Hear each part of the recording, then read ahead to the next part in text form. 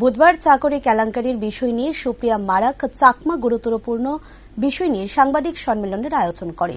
সুপ্রিয়া মারাকের অভিযোগ, তাদের পরিবার একটি সরকারি চাকরি দেওয়ার প্রতিশ্রুতি দিয়ে তাদের কাছ থেকে একটি জায়গা আত্মসাৎ করে নেয় এলাকার মাতব্বরা এবং 2010 সালে সেই জায়গা তাদের নামে করে দেওয়া হয়। পরবর্তী সময় দেখা যায় অন্য একজনকে সেই চাকরি দিয়ে দেয় এলাকার মাতব্বরা। এখন সুপ্রিয়া মারাকের দাবি পুনরায় যেন ওনার জায়গা ওনাকে ফেরত দেওয়া হয়, না হলে পরবর্তী সময় আইনানুগ ব্যবস্থা গ্রহণ করবেন বলেও জানান তিনি। আমার স্বামী মারা যাওয়ার পরে শুধু একটা বই ছিল আমার তো হেল্পার একজন হঠাৎ মারা যাওয়ার পরে আমাকে দিল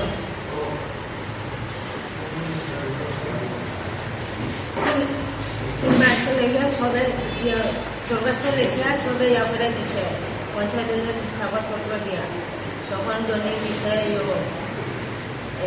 সিডিপিও স্যারে জন্য কাগজ হয়ে আমি লিখতে দিয়েছি।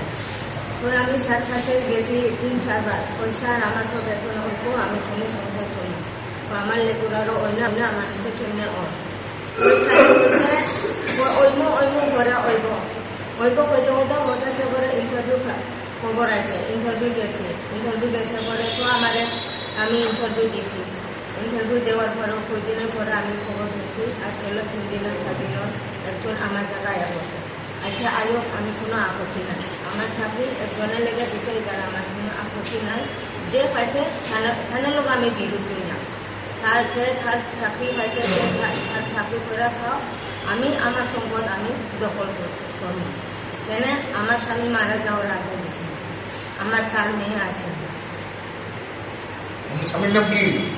যুগেন্দ্র চাকমা। যুগেন্দ্র।